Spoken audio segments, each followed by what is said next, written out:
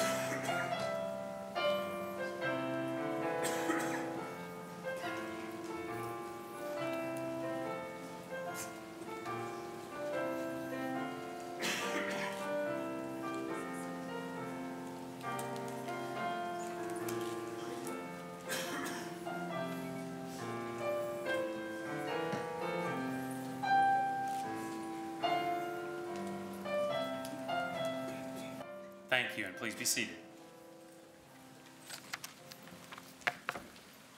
So welcome to the Kentucky College of Optometry Class of 2020 White Coat Ceremony. I would like to welcome our inaugural class of students and their friends and family as they witness the transition from primarily classroom work to clinical patient care. A warm welcome to our distinguished platform party and others representing the leadership here at the University of Pikeville. Seated to my left, our optometric colleagues and parents and some of our students here to participate in the program. Welcome. And to our sponsors, a sincere thank you for your support of this event. Without it, events such as this are simply not possible. And thank you, thank you, thank you. I must also thank the University of Pikeville and Kentucky College of Optometry staff members for the countless hours spent in planning and organizing this event. Thanks to Charity Deal, our events coordinator, Sharon Blackburn, our clinical operations manager, Laura Dameron and Kate Hensley from Public Relations, Eric McLaughlin from Student Affairs, and Laura Smith for all her work and preparation. Our facilities crew and Aramark partners have worked long hours to prepare this event, and we are very grateful. Last, but certainly not least, I must thank the members of our faculty in attendance today. Their dedication to preparing our students for this phase in their education cannot be understated. If you would, please stand and allow us to recognize you for your effort. KICO faculty.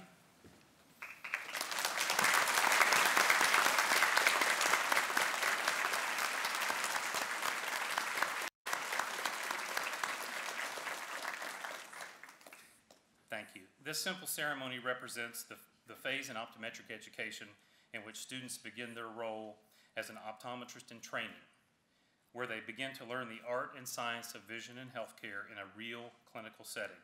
The white coat ceremony symbolizes and affirms the student's commitment to the patient and their well-being. As is our tradition, we will begin with the invocation by Dr. Rob Music. Dr. Music? Clutch those coats tight. You guys have to work so much harder than the medical school students to get those in this moment, so just kidding. It's a friendly audience there. Well, let's take a moment and pray. Giver of vision and insight, thank you for this moment. Thank you for your amazing faithfulness and the courage of this pioneering class of brave students. Lord, they have displayed trust in you and in us at UPike, and I ask, Lord, that you would bless them for all of this effort. Thank you, Lord, for the ways in which you have seen these students through the trials, the tears, all-night study sessions, to bring them to this moment of gracious responsibility and privilege. Thank you for the bold and risk-taking staff and faculty who invest and give in loving ways. So today, Lord, as these students receive their white coats, may you envelop them with your love, clothe them with your compassion. Will you please give them profound levels of patience, new wisdom to apply their learning, and the sharpest of ears to hear the pains and concerns of their patients. May you use these students to be community leaders who serve you through the poor, the immigrants, and those who struggle with many unseen battles. Now please empower these students of yours to be your hands and feet of excellence, of mercy and healing. For I ask this in the name of Christ. Amen. Well, thank you, Rob. My name is Burton Webb, and I'm the president of the University of Pikeville. I'd like to say this is a good day.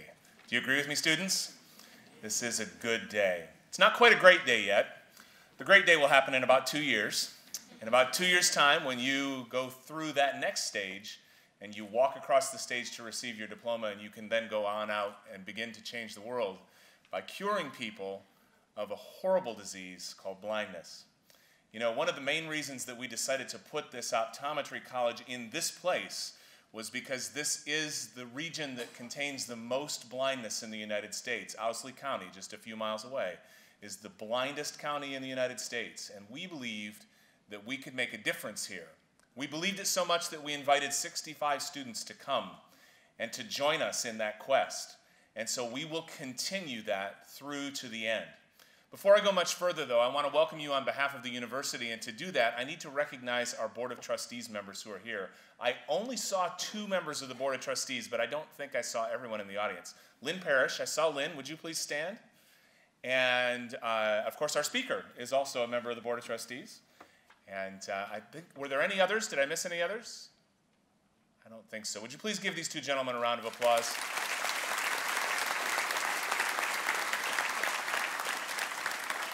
And then, because I know he won't do it, because he's too humble, I'm going to introduce Donnie Akers' wife, Robin. Robin, would you please stand and say hello?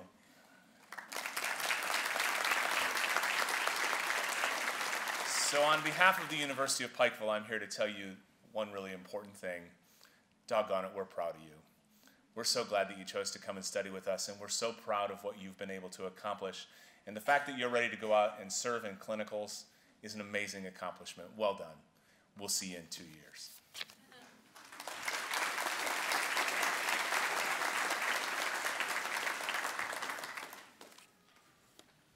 Good afternoon, everybody. I am the interim dean at the Kentucky College of Optometry. I have that privilege. I want to try to get through this little message I prepared without getting too emotional or choked up, because I tell you what, I mean, we're so proud of these students, and we can't, I mean, as a faculty and as an administrator, we can't tell you how proud we are of how much hard work they put into this. And to see them here already, it's just, they feel like they just got on campus. So, but anyway, I want to welcome you all from the Dean's Office and from the Kentucky College of Optometry. I want to welcome you to our beautiful town of Pikeville. This is my hometown. And this is the middle of April, and if you guys could just spend a few more weeks with us, you would watch these hills transform into some beautiful colors of white and red and yellow, light and dark greens. And so it's a beautiful time to be here. It's a beautiful day outside, and this is just a beautiful place to have a place to learn. So again, and welcome to our campus. I want to repeat that. When I stepped on this campus 28 years ago as a student, it looked quite a bit different. But with all the kind of changes that's gone through, you know, one thing that hasn't changed all those years is the feeling of welcoming and of hospitality that you feel when you walk around our campus. And that's one thing I'm very proud to say, that even after many years I'd stepped away and came back, there's just so much of a welcoming atmosphere, and I hope you guys have had an opportunity to feel that for yourselves. And last but not least, I want to welcome you to this college, this building. We are the most technologically advanced optometric educational facility in the world. But with all that technology, you know, it's sort of useless without dedicated students and faculty, right? So, but we hope to do great things with the facilities that we've been blessed with. To the students, you guys voted me Keiko Dad. And of all the little plaques and achievements I've got in my room, which one do I have on my desk? Sitting most prominently is that little plaque that you all gave me about being your dad, being your Keiko Dad, and I took that very serious. Maybe it's because I don't have any children of my own, but I can tell you all that I still feel all the pains and sorrows and joys that it comes along with watching you all grow as young men and women. You guys have put forth, again, I'll repeat this as everybody else has, you guys put in a lot of hard work, a lot of effort, a lot of persistence, sometimes more effort than other times. All right, sometimes we had to crack the whip as your Kaiko Dad and remind you of your work ethic and where your mind should be, right? But most importantly is your persistence through failure. No one goes through a program this difficult without experiencing failure at least once or multiple times. All right, and again, as the old saying goes, it's not if or when you fall, it's how you get back up. It's how you address that. It's how you persevere, okay? And in a program like this, you're going to have failures. And like I've said to you, if you fail, do it again. Get back up, do it again, okay? And of course, I think that's coming to light. You guys wouldn't be sitting here right now if you did not have that attitude, right? So, one of the things that I want to remind everyone in the audience is we have a pretty tough curriculum here. It's a little different than some of the traditional medical curriculum, and we expect our students to not only get all their basic sciences, we try to make them knowledgeable in all of the optometric sciences, and then we also make them prove competency not through a series of practical examinations and clinical skills, but also an ultimate competency which they have to pass. It's very rigorous. They have to pass this before they are allowed to provide direct patient care. And as Dr. Caudill said, the faculty has worked very hard, the students have worked very hard to get to this point. It's tough to balance. You all have block exams to study for, and so we're telling you to study, study, study, but at the same time, when you're not studying, what are you supposed to be doing?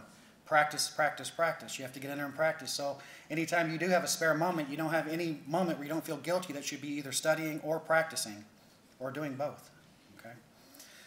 So one of the things that I also want to point out about this class is that despite all of the hard work, and they've had some road bumps, with us being a brand new school, they've been pioneering. There's a lot of things that they had to endure that our subsequent classes may not have to. There's a lot of little logistical challenges and technological challenges that we faced as we got this brand new building up and running, and they were very patient through all of that, mostly.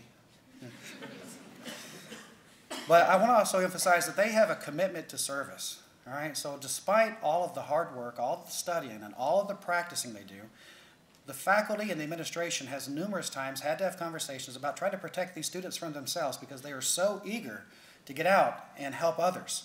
So I think one of the hardest things about being taught all of these awesome skills and all these awesome pieces of knowledge that you've got stored away is that you want to go out and use it. You want to say, I want to get out there and do this. But every time you say that, we're like, no, go back, study some more, practice some more. You're not ready yet. But through opportunities for community outreach, regional outreach, even abroad, these students have been volunteering their time. They still are very active, sometimes overly active, in volunteer groups, fundraising for worthy causes like providing free eye care for people who have none. And so that's in addition to all this hard work they're doing. They're still out there trying to give of what little spare time they have to provide those services. And I'm very proud of that attitude towards service. So today we're going to be doing this ceremony. It's a symbolic ceremony. And now the time has come. You finally have earned the right to provide direct patient care, and it is a huge responsibility, one that I am not fully sure that you guys are quite aware of just yet. For the first time, you're going to have to place other people's needs in front of your own. All right? When you put that coat on, when you step into clinic, everybody else's needs come before your own. Somebody comes in late on Friday and has a problem or an injury, and you have a ball game or a barbecue planned, too bad. Your patients come first, right?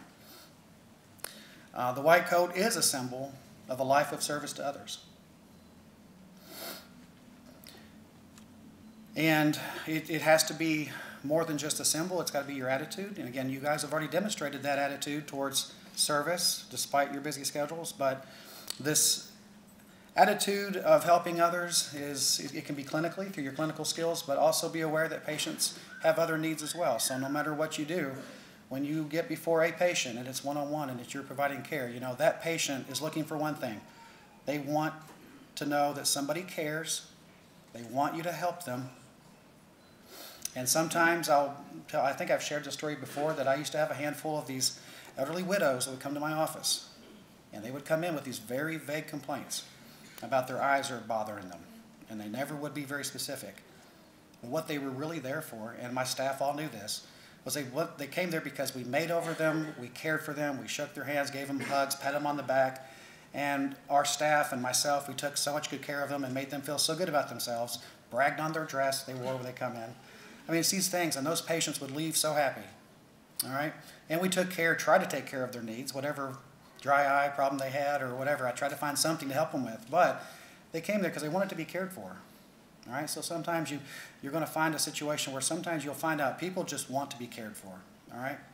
And I want you to always remember that. It's not always about your clinical skills or how smart you are. It's about how much you care. And when you put those coats on and you're out here seeing patients in this area, and one thing you'll realize about patients in our area, they may not have much, but they have dignity, and they want to be respected. They don't want a handout. So you got to be careful. They want to earn their way, but they also want help, and they want to maintain that sense of dignity. So when you're treating people in this area, just be mindful of that. You're going to need that, and you'll probably learn a few hard lessons. They'll tell you. All right. So I want to repeat some of the things that President Webb said about our impact in this area. You know, for too long has our area been at the top of a lot of bad medical statistics, okay? And I know ChiCom is out right now, our osteopathic school. They are out there making a difference, and they have made a difference in our rural health care and the access to quality health care. And we expect that ChiCo, our optometry school, will do the same thing for vision care. So this area again, it is one of the most visually needful areas in the country. Again, as Dr. Webb had said, it's that we have the most blindness per capita for multifactorial reasons. Some of it is socioeconomic, access, lack of a car to get to the doctor's office with. Some of it's just due to poor health, poor access to, or again, it's usually tied to someone's inability to get to the doctor, or lack of education about what their medical needs are. So through education, through research, and through our care, our direct patient care, we're going to be able to transform this area from one that's underprivileged to one of opportunity. And that is one of the things that we will do. I know that we're going to be sending out a whole regiment of troops into this area, into this battlefield, and we will combat that. And never before has this area seen what we're getting ready to do in eye care. And it's going to be a wonderful transformation. And I'm looking forward to seeing how much of an impact that you guys as pioneers will have. And then the classes behind you, and you guys can set that example. So with that, I just want to say that, you know, together we'll start local, we'll start regional, and hopefully, I know not all of you guys can stay around. You're going to go back to your hometowns, and we can start making an impact across the country. And through your leadership, you will go back to your hometown, and you will educate your local folks and your legislators about the importance of eye care, about education, research, and your clinical skills, and we can start to make a difference across the country. And not just for health care and vision care, but just for the profession of optometry itself. Here at ChiCo, we are going to lead. We are leading in that, and we will continue to lead. And you guys, once again, will be the tip of the spear as we send you out. So I'm very proud of what you guys are about to begin with this coding ceremony. With that said, I want to introduce now our keynote speaker. It's my pleasure to introduce Dr. Joe Wallace. He epitomizes optometric service. I won't go over a few things that he's done, because if I went over everything, it would be longer than my speech, okay? But just for some of the highlights, he's a member of the Board of Trustees here at Pikeville. He is chairman of the American Optometric Association's Political Action Committee. He's the chairman of AOA Excel, which is a program that helps provide products and services for optometrists to achieve better business and career success. He's the past president of the American Optometric Association, past president of the Kentucky Optometric Association, member of the advisory board for this College of Optometry. And last but certainly not least, well, for a few years anyway, he's been a private practitioner in Benton, Kentucky, in Benton, Western Kentucky, another rural town. So with that, it is my pleasure, and please give a round of applause for Dr. Joe Wallace.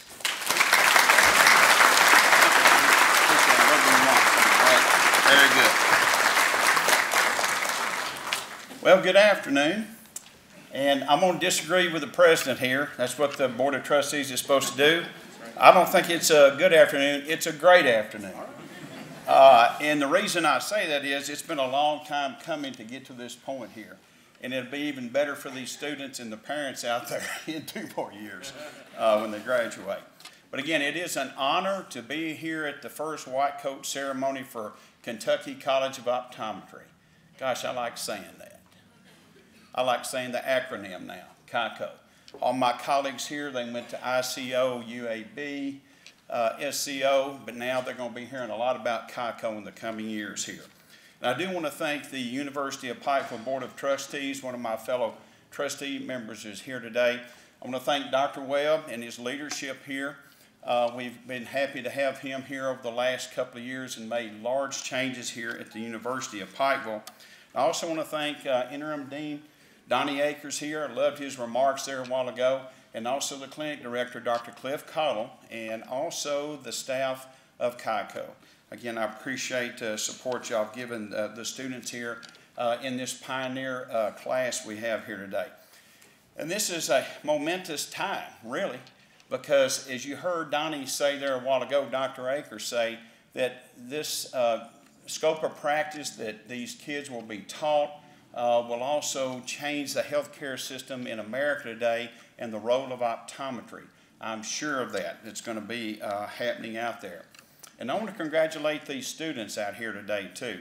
You've had a tough couple of years here. This is no fun the first 2 years of any professional school, medical school, optometry school, dental school is pretty tough. So congratulations on nearly completing your second year of preclinical studies. And I want to assure you, as you move into clinical care studies here, you're going to enter a lifelong learning about clinical studies. And the reason I say that, I graduated in 1986 and I learned something every day in clinical practice. And I learned something every day about having to deal with patients on a day-to-day basis. And as it's been mentioned here already today, this white coat ceremony is symbolic of a lot of things. But the most important thing this white coat ceremony is symbolic of is the trust that you must earn with a patient, and more importantly, to keep that trust sacred. Now, you're probably thinking, since you've not been involved in clinical care, that that would be pretty simple. And I can assure you that my colleagues sitting over here to my left will verify and attest to this. It's very difficult today to maintain that doctor-patient relationship and the trust you have with the patients. Why? Managed care organizations, health insurance, all these kind of things try to get in the middle of this sacred bond between the doctor and the patient. So again, trust me, I assure you, every day in practice, this trust will be attacked. And you always got to remember out there when you start seeing patients, as has been mentioned here today, you are in fact the patient's advocate. You're their only advocate. You're the advocate against the health insurance companies. You're the advocate against the social issues that they face every day. But you also need to remember this too, students, that you earn the patient's trust in drops, but you lose it in buckets. You can lose it pretty quick.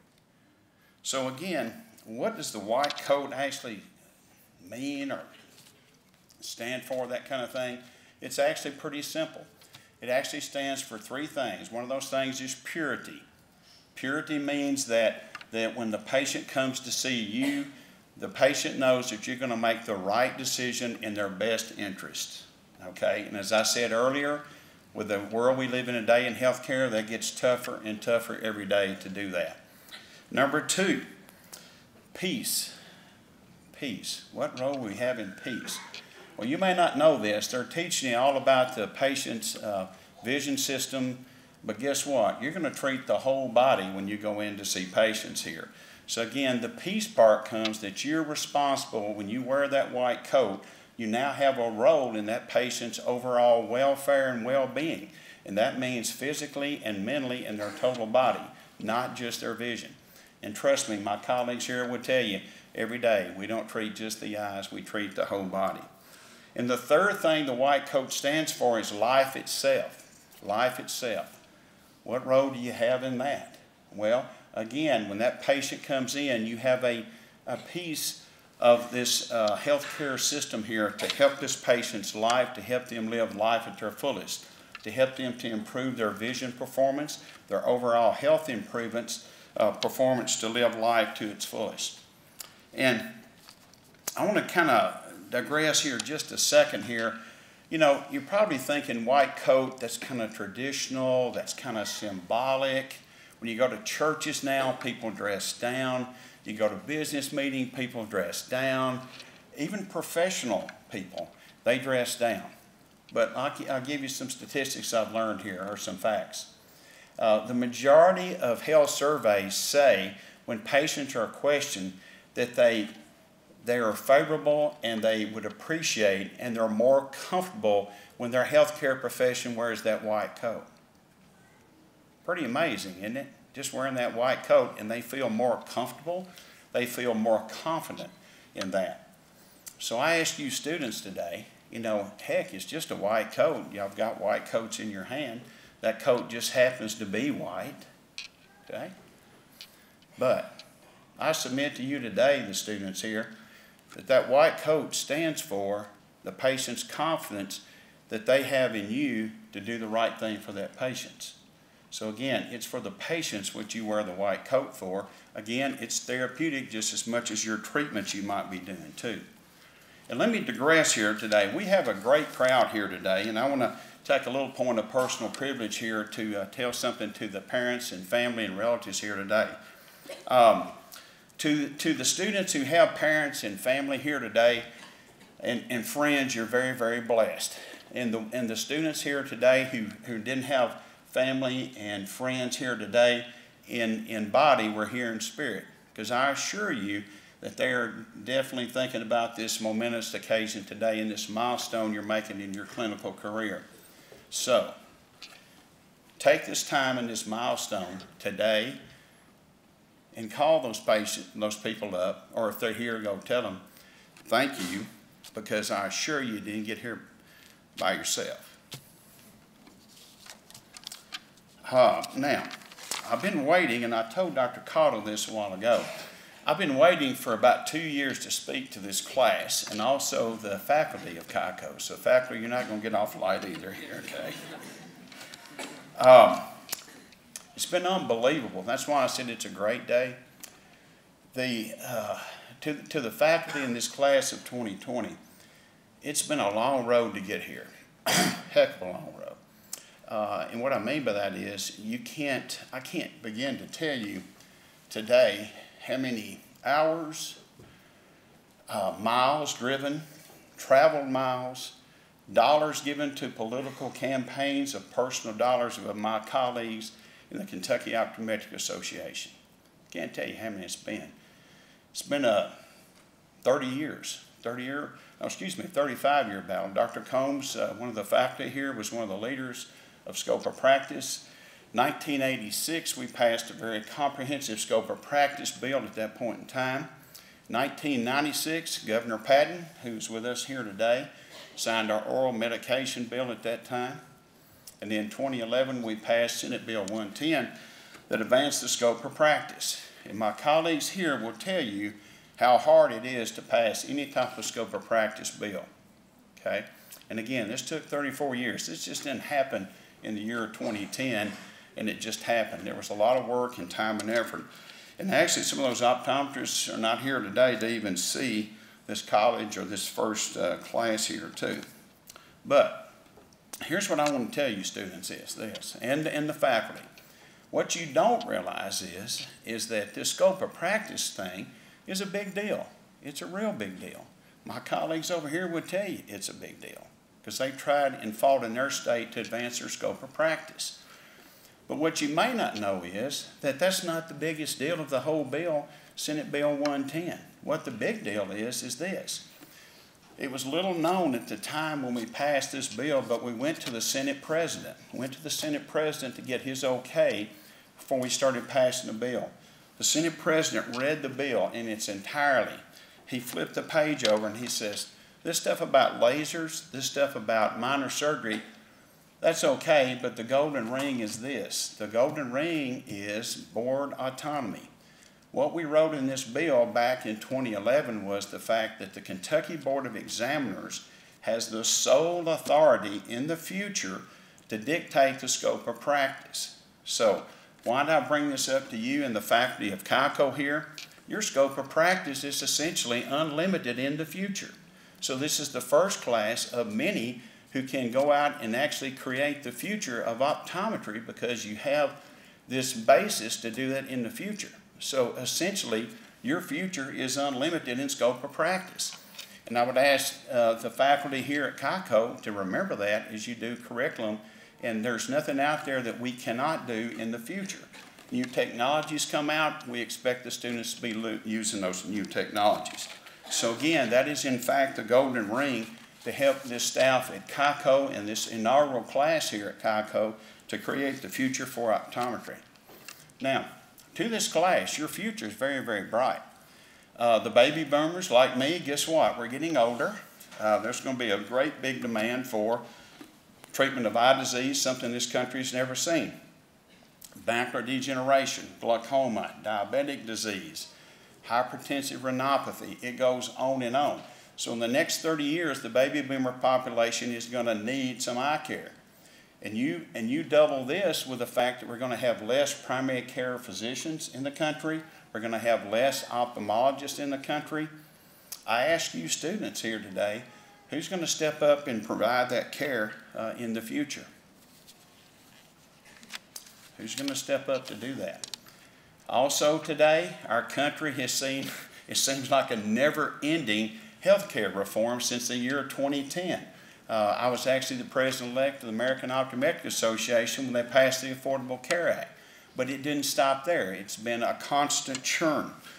Today you hear about Walmart going to buy Humana. You hear about Aetna and CVS merging together. Heck, you even hear about Amazon and Apple and Berkshire Hathaway going to start a new healthcare company. So my point is, this healthcare reform creates many threats to our profession of optometry, but it also creates some unbelievable opportunities. So I really believe that this class here in CAICO can make a big difference and a major difference in the role of optometry in the future of this healthcare system we have today.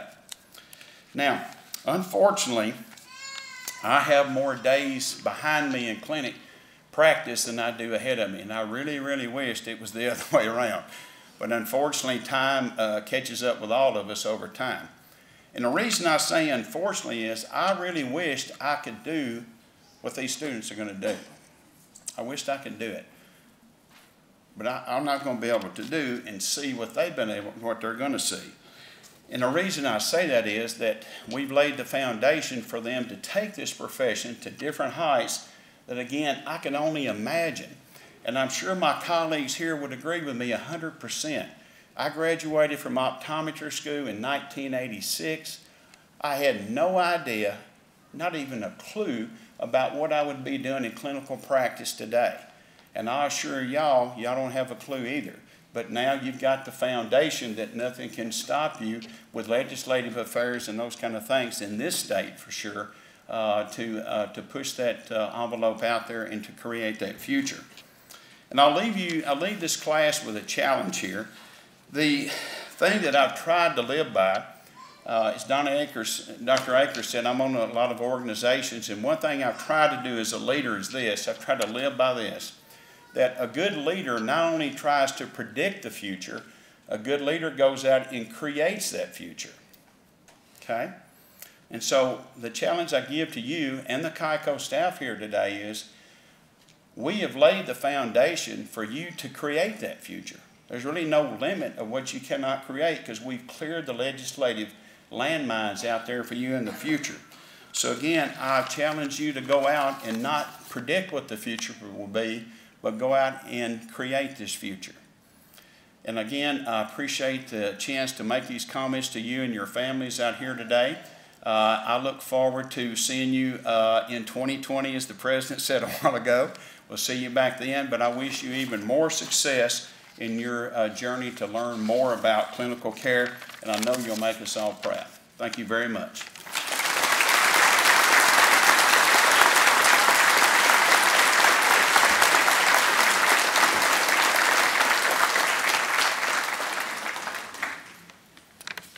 And now enough for what we've all been waiting for, we will now begin the coding ceremony.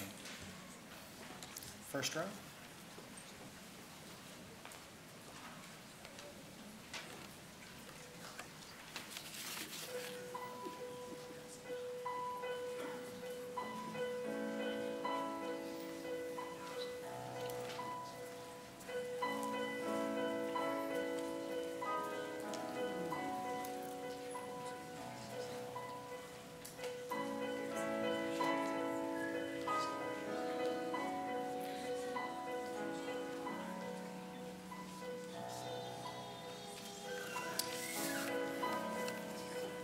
Thomas Abel.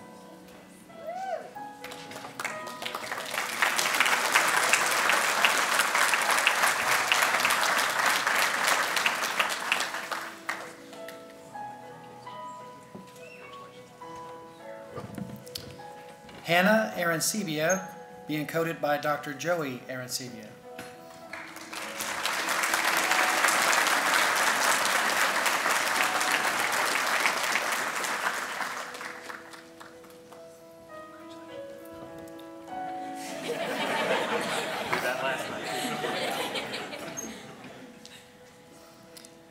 Christopher Bertke, being coded by Dr. Carol Bertke.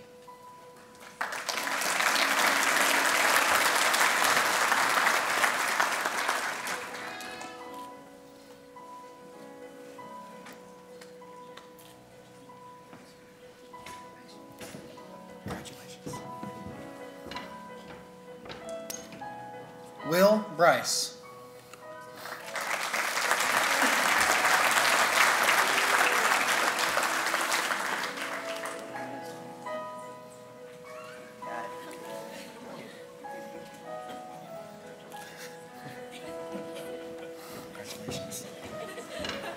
Sarah Buchanan.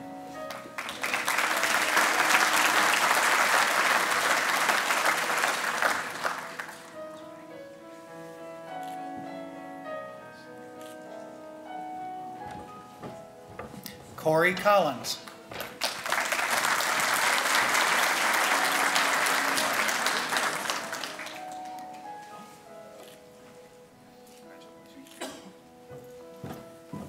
Morgan Curry.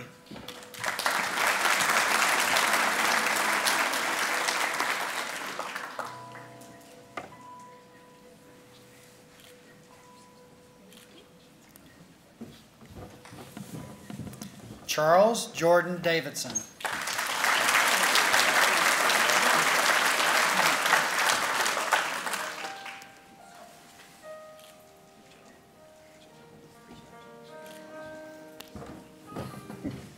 Amber Dawson.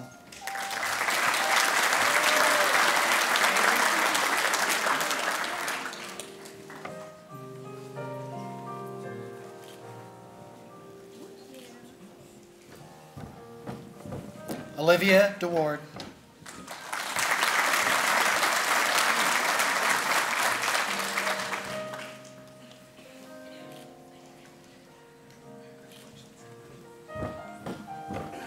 Alexander Donovan.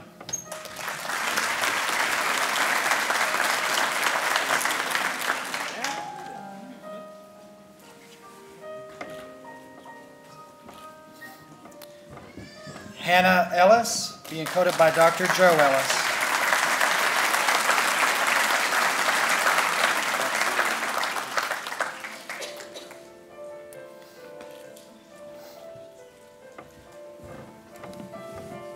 Nicole Flowers.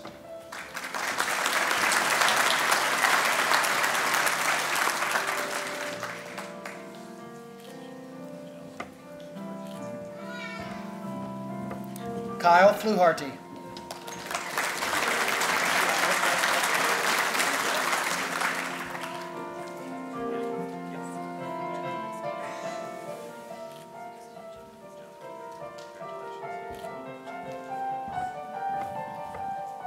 Brett Freetag.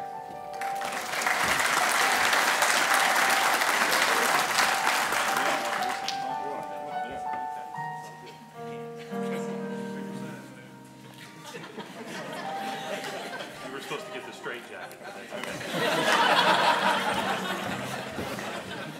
William Fritz.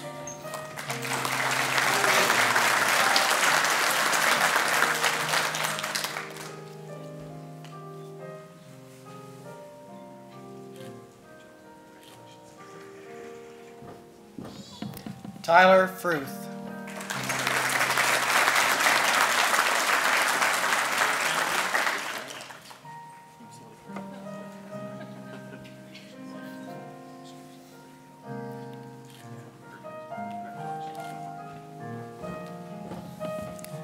Taylor Gaddis.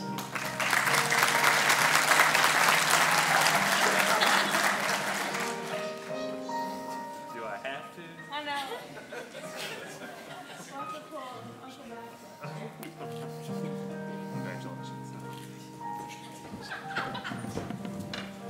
Maddie Gallion.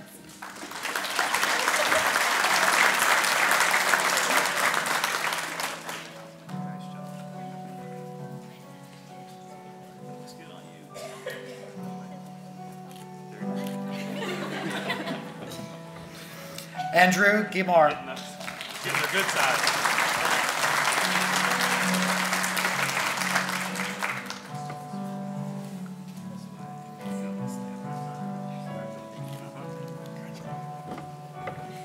Jacob Geezer.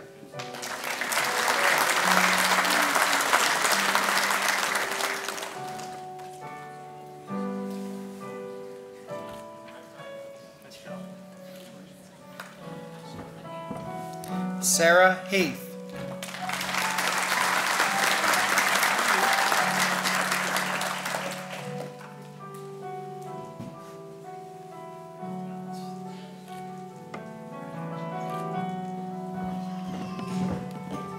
Shelby Henderson.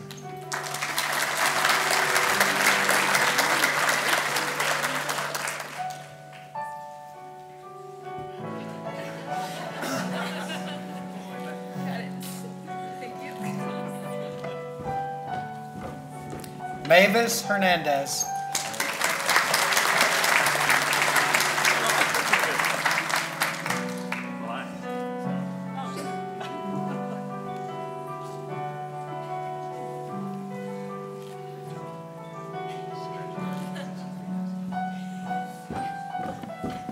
Sarah Hoyek.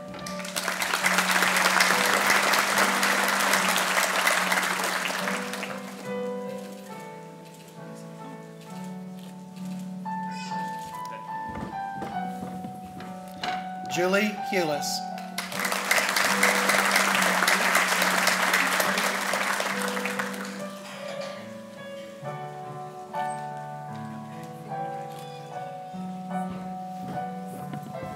Jill Kalis.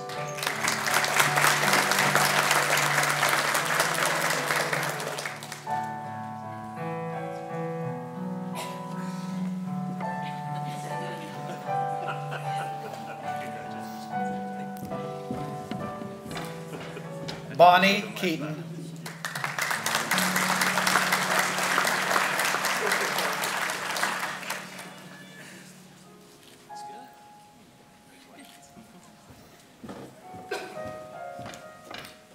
Garrett Key, being coded by Dr. Anthony Key.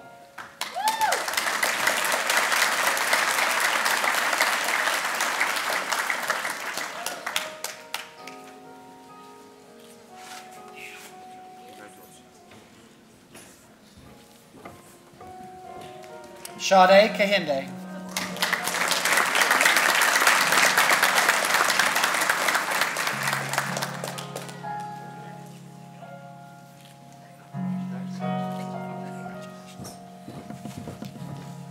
Elise Cole.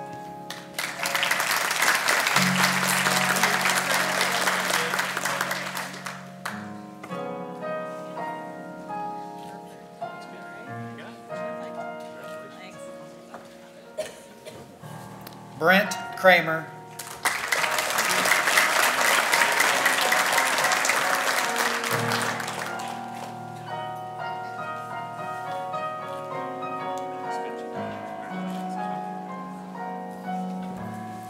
Jennifer Kruger.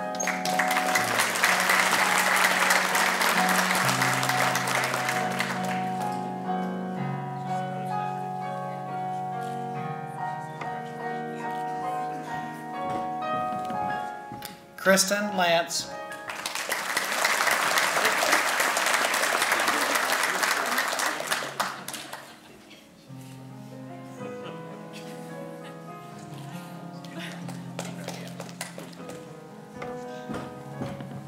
Corey Leach,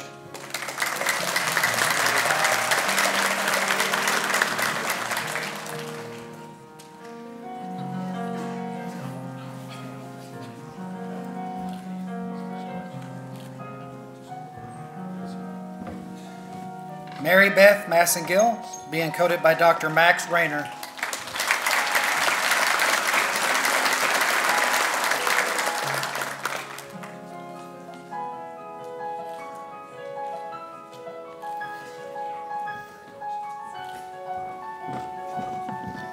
Natalie Masson.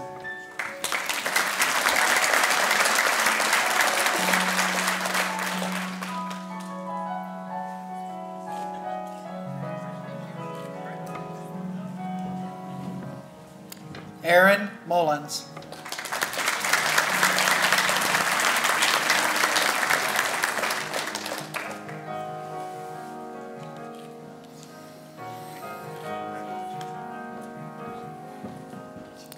Jacob Murphy, being coded by Dr. Monty Murphy.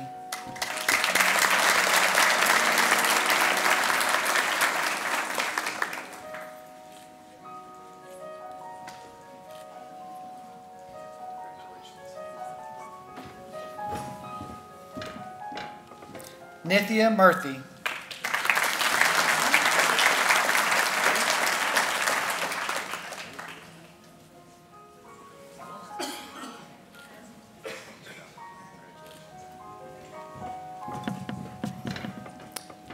Rachel Musson.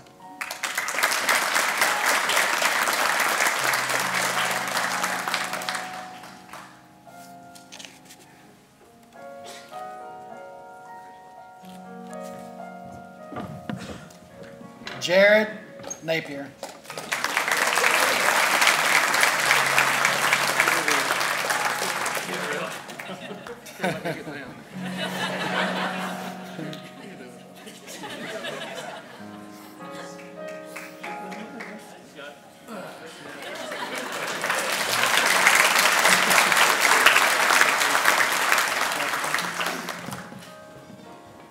Ali Nasrallah.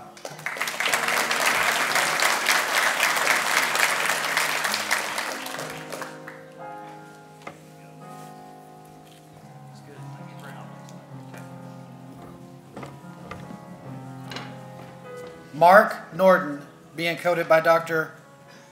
Mark Norton.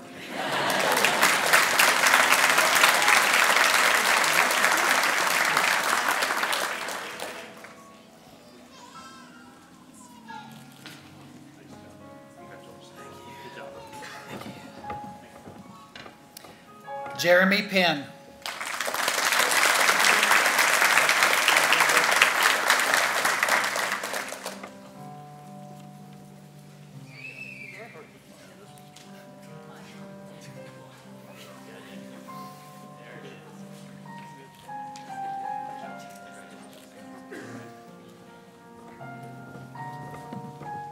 Haley Rambo.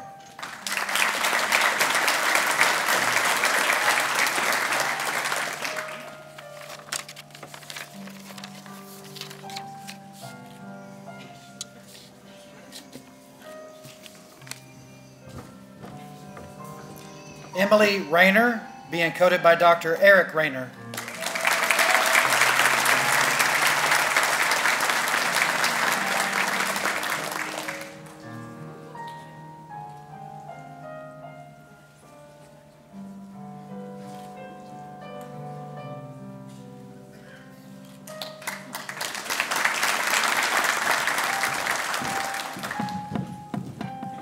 Jacob Riggins.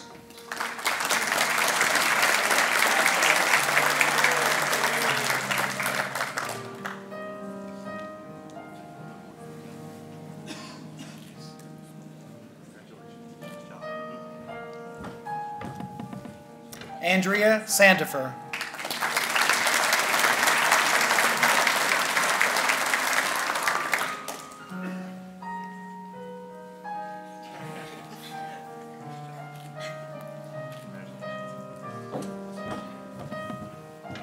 Shamia Stinson.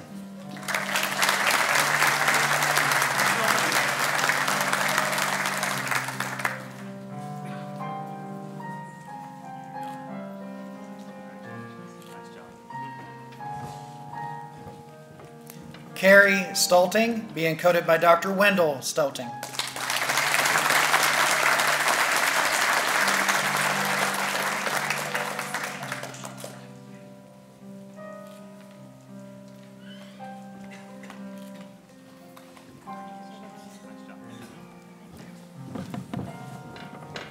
Madison Tackett.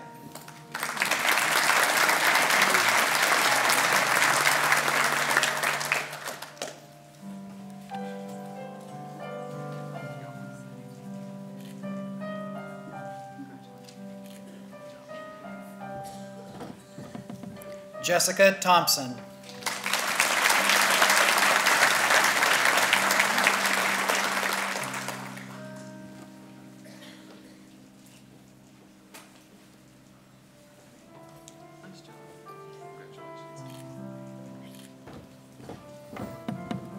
Meredith Tillman, being coded by Dr. Bill Tillman.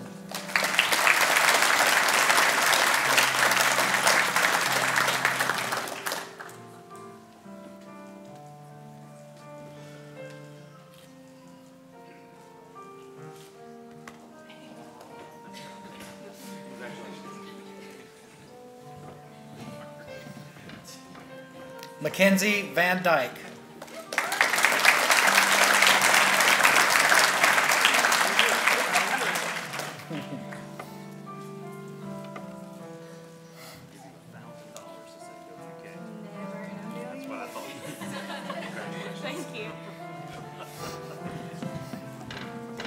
Chelsea Vernassi.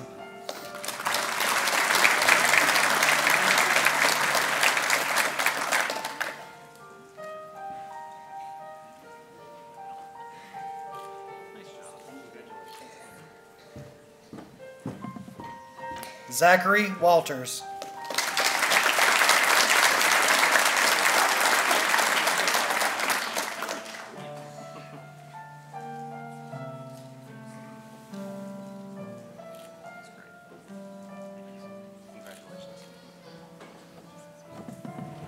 Whitney Weber.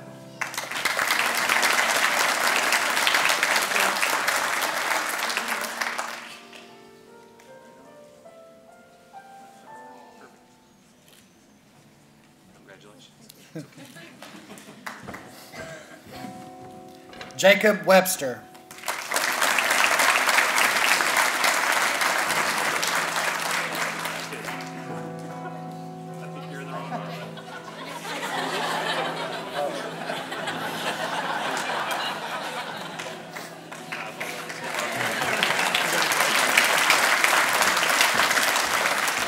Travis Whitlow, being coded by Dr. Cheryl Whitlow.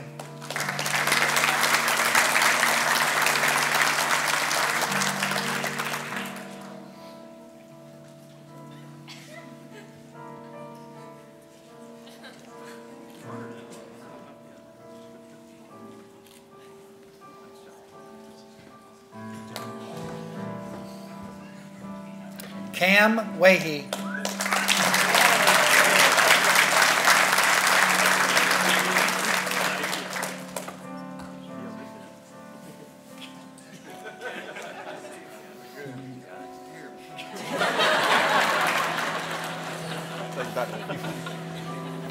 Joseph Wilson.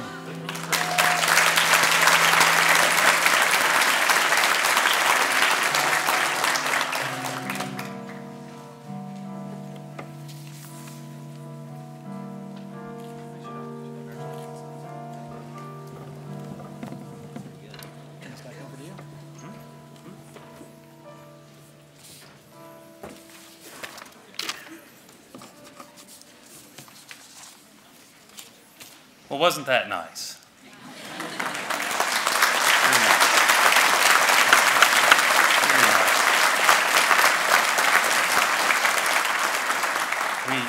We had a lot of fun up here. There was some inside jokes from last night and everything, but we had a lot of fun up here. So, what a great ceremony! What a great ceremony! Before I go any further, I think we would be remiss. We recognize a lot of very influential and important individuals today. But one we didn't specifically recognize is Governor Patton. Governor Patton, would you mind to stand?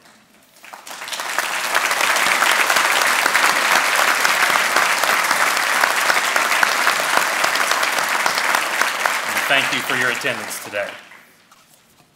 So lastly, the profession of optometry is privileged to serve the eye care needs of the public and is entrusted by society to do so in a professional and ethical manner. The placement of the patient's interest above self-interest is referred to as fiduciary duty and is the primary ethical responsibility of all healthcare professionals.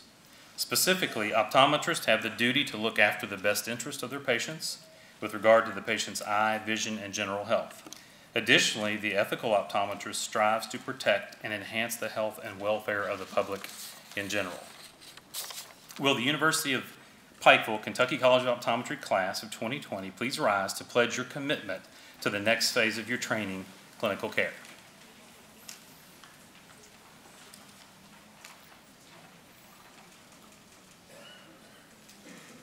Very good. So consistent with the standards of the professional conduct for optometric clinical practice, please repeat after me. I will ensure that all persons have access to eye, vision, and general health care in an environment of faith, social justice, and human dignity. I will ensure that all persons have access to eye, vision, and general health care in an environment of faith, social justice, and human dignity. I will provide care that is consistent with established clinical practice guidelines based on the latest scientific knowledge and procedures. I will provide care that is consistent with established clinical practice guidelines based on the latest scientific knowledge and procedures. I will remain current with the prevailing scope of practice and standards of care to benefit my patients.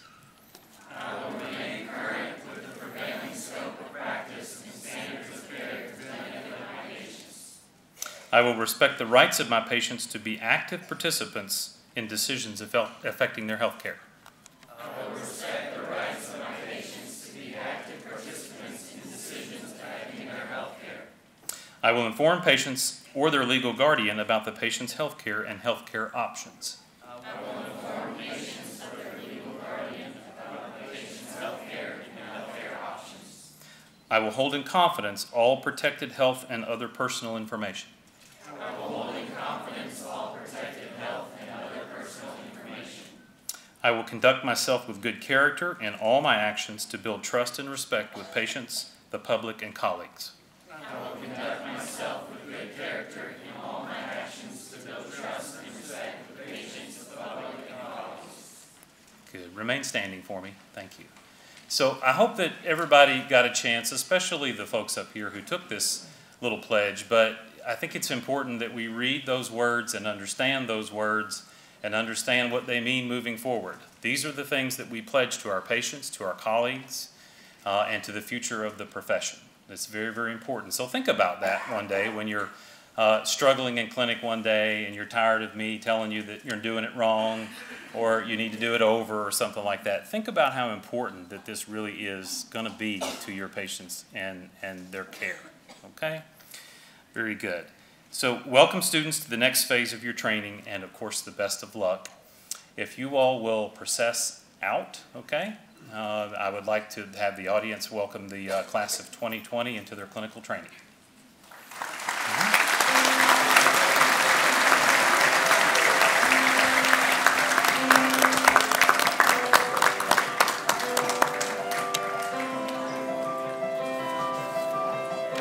Recess, not process.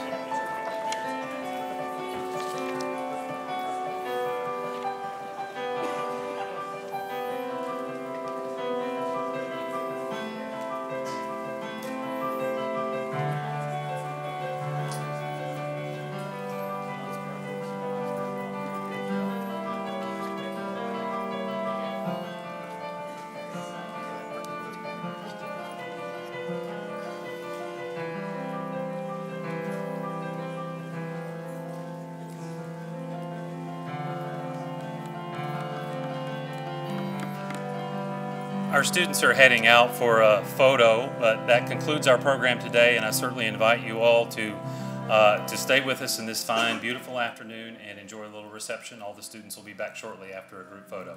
Thank you again for your attendance.